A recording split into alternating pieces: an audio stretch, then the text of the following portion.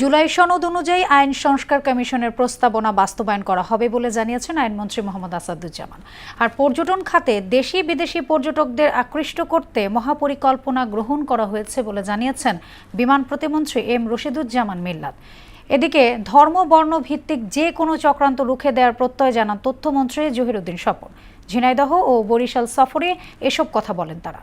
সোহেল আহমদ ও শেখ শামীমের তথ্যচিত্রে জানাচ্ছেন ডলি বিনতে মনোয়ারা। ঝিনাইদহ শহরের পুরাতন ডিসি কোর্ট চত্বরে আয়োজিত বৃক্ষমেলার উদ্বোধনী অনুষ্ঠানে অংশ নেন আইন, বিচার ও সংসদ বিষয়ক মন্ত্রী মোহাম্মদ আসাদুজ্জামান। অনুষ্ঠান শেষে জুলাই সনদের আলোকে আইন সংস্কার কমিশনের প্রস্তাবনা বাস্তবায়ন করা হবে উল্লেখ করে তিনি বলেন, অন্তর্বর্তী সরকারের জারি করা ১৩৩ অধ্যাদেশের সবগুলোই গ্রহণ করা হয়েছে। আইন সংস্কার কমিশনের প্রস্তাবনার আলোকেই ১৩৩টা অর্ডিন্যান্স অন্তর্বর্তীকালীন সরকারের সময় জারি করা হয় এবং সেই অর্ডিন্যান্সগুলোর মধ্য থেকে প্রায় সবগুলোই আমরা কিন্তু সেই সংস্কারগুলো গ্রহণ করেছি। বাকি যেগুলো আছে আমরা সংবিধান সংশোধন কমিটি গঠন করেছি, বিশেষ কমিটি। সেই কমিটি জুলাই সনদের আলোকে আমরা সংস্কারগুলো এগিয়ে নেব।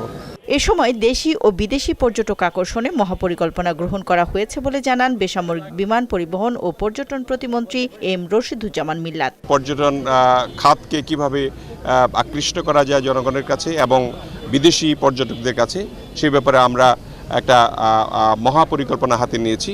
আমরা আশা করি যে এই পরিকল্পনা বাস্তবায়িত হলে আমাদের দেশে পর্যটনের অনেক ভিড় হবে। এদিকে বরিশাল জেলা শিল্পকলা একাডেমিতে পূজা উদযাপন পরিষদের সম্মেলনে যোগ দেন তথ্যমন্ত্রী এম জহিরুদ্দিন স্বপন।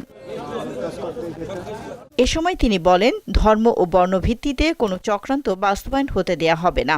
যে কোনো ধর্মের বিশ্বাস চর্চাকে কোনো মহল সূক্ষ্মভাবে একটি সাম্প্রদায়িক পকেটে পরিণত করার জন্য চক্রান্ত করবে। সাথে সাথে ধর্মপ্রাণ মানুষ ওই ধর্ম ব্যবসায়ীকে আপনারা চিহ্নিত করবেন। জনকল্যাণে নিয়োজিত দলের প্রতি মানুষের আস্থা অটুট থাকে বলেও মন্তব্য করেন তথ্যমন্ত্রী।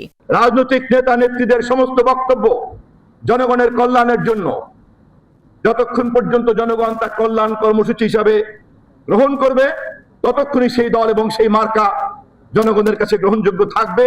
তা যখন থাকবে না, বর্জন করে ফেলতে হবে। ডলি বিনতে মনোয়ারা, মোহনা সংবাদ।